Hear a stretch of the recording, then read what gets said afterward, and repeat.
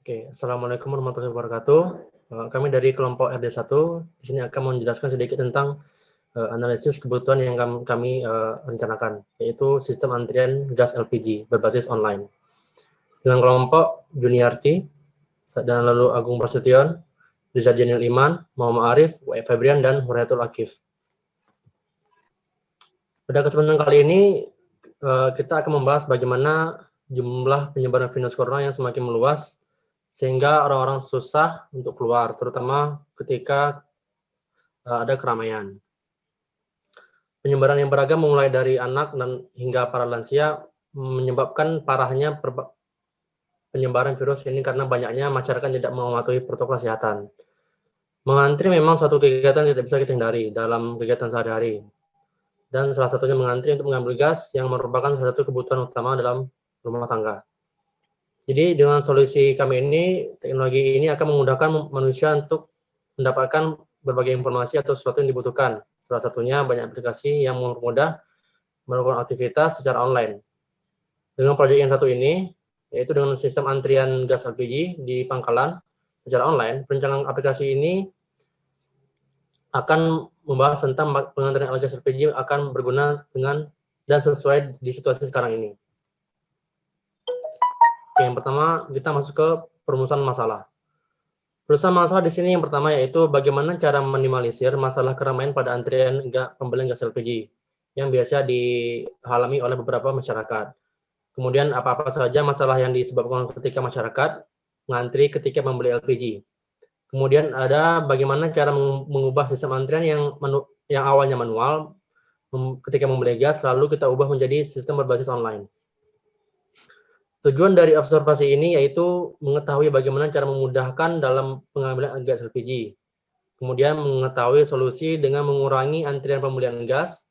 Dan yang terakhir yaitu mengetahui dengan membangun sebuah sistem dari fisik menjadi sistem antrian online. Selanjutnya dijelaskan oleh teman saya. Adapun table of contents dari presentasi kami yang pertama itu ada secondary research, yang kedua ada primary research, yang ketiga ada business canvas.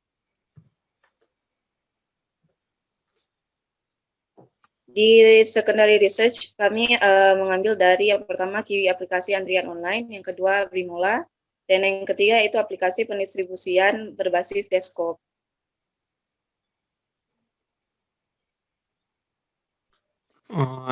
Selanjutnya saya akan menjelaskan dari pertanyaan kami kepada para narasumber untuk menggali lebih dalam apa yang dibutuhkan oleh narasumber atau masyarakat.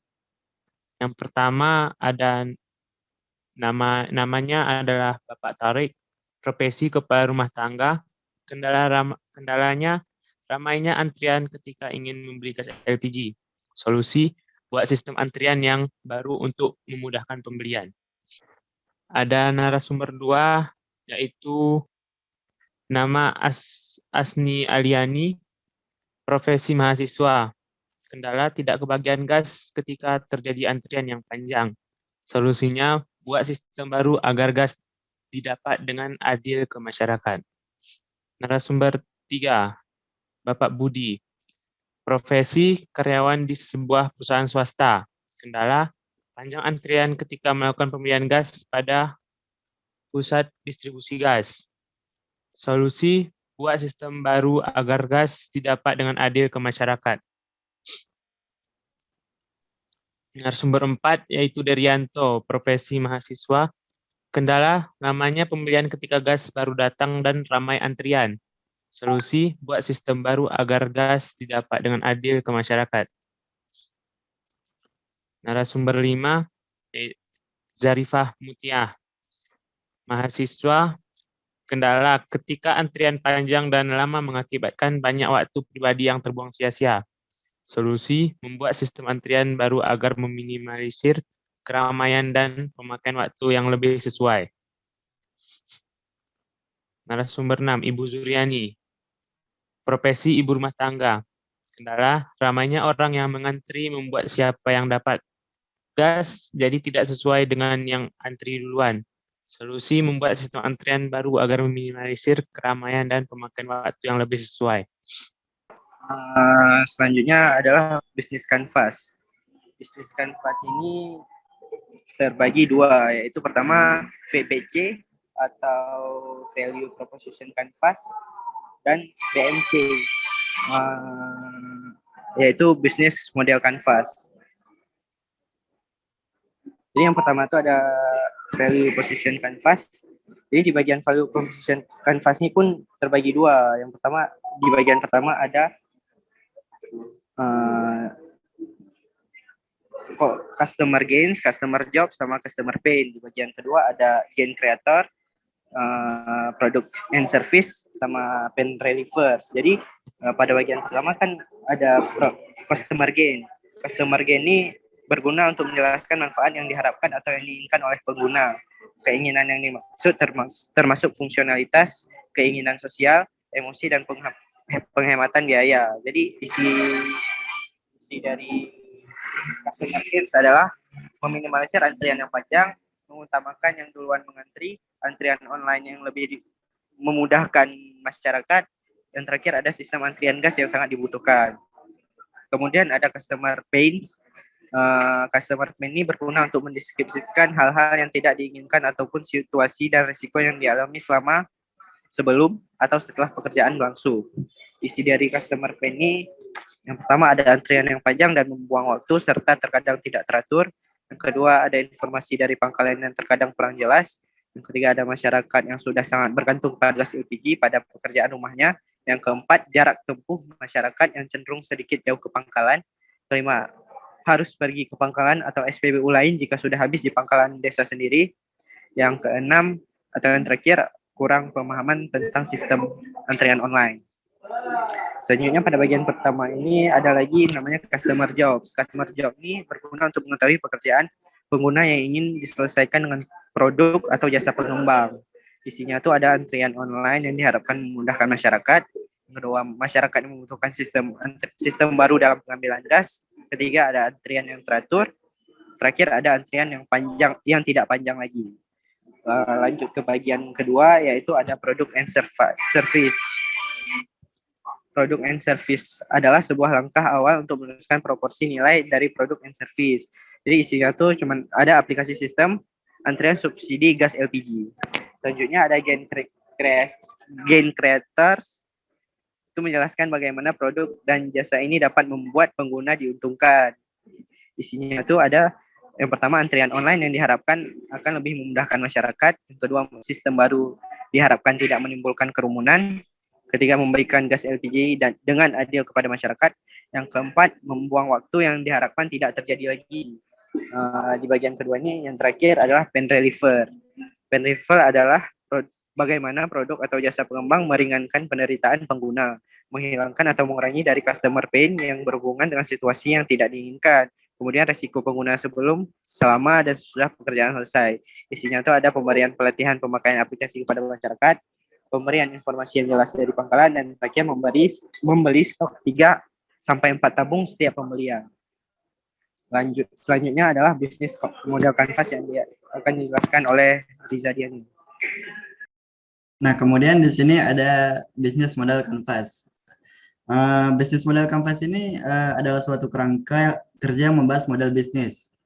Jadi model bisnis ini disajikan dengan bentuk visual berupa kanvas lukisan sesuai dengan yang ada pada gambar. Jadi dari model bisnis ini kita lebih mudah mengerti dengan dilakukannya mapping seperti ini. Nah, di bisnis model canvas ini ada dibagi menjadi 9 building blocks. Jadi building blocks inilah yang menentukan peran dari tiap-tiap bisnis model canvas ini. Nah, di sini yang pertama ada key partner. Di sini berisi pihak-pihak yang menjadi penentu terhadap jalannya suatu bisnis. Jadi dari bisnis ini, key partner yang kami dapat di sini ada warga sekitar, penjaga pangkalan, mahasiswa, ibu rumah tangga, dan jasa pengantar. Kemudian ada key activities.